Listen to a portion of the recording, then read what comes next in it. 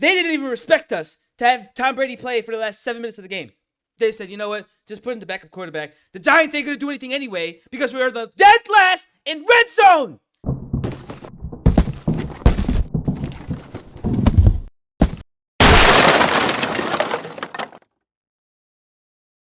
New York Giants fans, welcome to Family Bonding, the mother and son post-game show.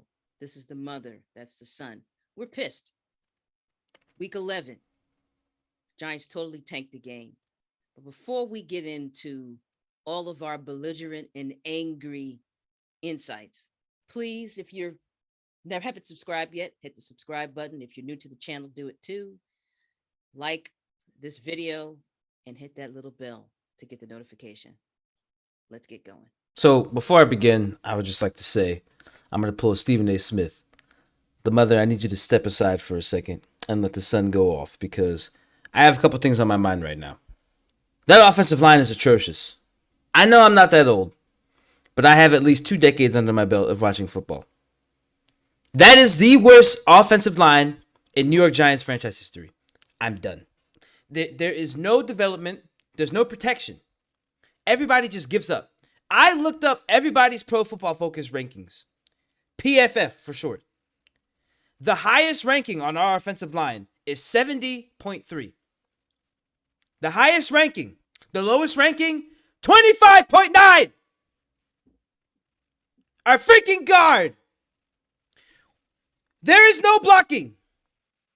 You have no blocking. You have a quarterback that's as average as he looks. And that's supposed to be the equation for success. How is this possible? How do you have this basic DJ, Daniel Jones, as our quarterback, who's supposed to be the franchise quarterback, with no protection? What kind of investment is this? It's an investment for failure. The organization should be ashamed of themselves. Dave Gettleman should be ashamed of himself. There should be so many consequences that follow this season. I'm done. If Dave Gettleman is not fired, I might question my faithfulness to the New York Giants franchise. I may not be a Giants fan no longer. That's how bad it is right now. I'm tired of seeing the same bullcrap every game. They didn't even respect us to have Tom Brady play for the last 7 minutes of the game. They said, you know what? Just put in the backup quarterback. The Giants ain't going to do anything anyway because we are the dead last in red zone. We're dead last. We were second last the year before. Why? No protection. No time to develop plays. This all goes back to the offensive line. The overall problem. And who said they were going to fix the line for the past 5 years? I think his name is Dave Gettleman. What have you done? What have you done? You gave us our highest ranking lineman is Andrew Thomas. Congratulations. It took you 4 years to get a lineman with an overall of a 70.3 for Pro Football Focus. And this guy's supposed to be in the conversation for Pro Bowl as a tackle. What a freaking joke. How is it that our highest average is 70.3? Daniel Jones is dead last now in quarterback rankings. He's dead last in passing yards. He's the worst. He's worse than Jared Goff. He has less yards than Jared Goff. That's how bad it is. Just let that sink in. Organization should be ashamed of himself. This is embarrassing. I can't believe we lost to Tom Brady. And it almost felt like it was the Tom Brady show. It wasn't the Bucs versus the Giants. It was just, let's just see what Tom Brady has done. Let's compare his ridiculous stats so we can see how great he is. He's perfect, right? The disrespect of having to watch various career highlights of Tom Brady during this game made this loss more egregious and disgusting as a fan. How many different clips and animated pieces, custom animation did we need to see during this horrible game for the New York Giants? That's that. Our touchdown, Andrew Thomas. Oh, that was cute. Thanks for that, Jason Garrett. Well, where were the other cute plays that we needed to at least be competitive in this game? Once again, the Giants failed to be competitive. Here he Daniel Jones getting rocked almost every drive. Daniel Jones Every play, not just every drive, every play. Why? There's no remedy while we're playing the game for this, obviously. It's the same egregious bad plays happen over and over again because we still have, as the Sun said, the worst line in New York Giants franchise history. It has to be. What we saw tonight was not professional football. Easily that could have been a peewee team out there for the New York Giants. Easily. It was hard to watch, especially since it was against Brady, you know? I'm going to just say this last thing about what the networks, whether it's NFL Network, ESPN, what they're doing, celebrating this guy before he's even done with the game of football. It is kind of insulting, not just to fans, but during the game, it's like, do we have to give him a salute every time?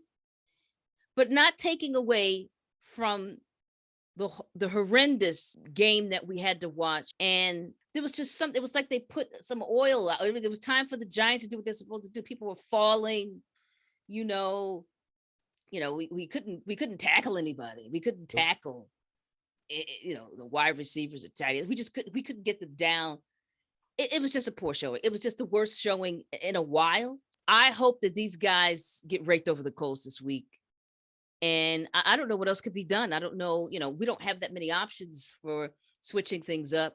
Everybody keeps getting hurt. It's just an embarrassing thing. And I don't know if this mix of coaches is wrong. Everything's wrong. It's everything. I'm going to tell you right now what's the problem. Everyone's always hurt. There's no actual leadership in the locker room because the leaders are generally hurt. Saquon Barkley is a leader. The guy, how can you be a leader when you're constantly coming back and having to keep proving yourself as a player that you could stay healthy on the field and produce? True. They literally, when they mentioned Saquon Barkley, they said he needs to get going. They didn't say he's leading this team in the right direction. He needs to get going. If your star player, your number one person who's supposed to be the leader and the voice of the locker room is always constantly needing to get going, there is a problem that stems from that. It is the offensive line, the foundation of the offense. There is no offense with no offensive line. We haven't had an offensive line for roughly 8 to 9 years. And it's still going to keep continuing until Dave Gettleman is out. It will keep continuing. He gets us this one lineman, Andrew Thomas, in the past 5 years, who is, from what I'm seeing on Pro Football Focus and what I'm seeing with my own eyes, inconsistent. And according to the numbers, barely average. He's around average. And then he's playing with a supporting cast of below average linemen, some of which are veterans, some of which have been in the league for years. Yeah. So you don't have a line. You don't have a consistent offense. You have an average quarterback at best. Average.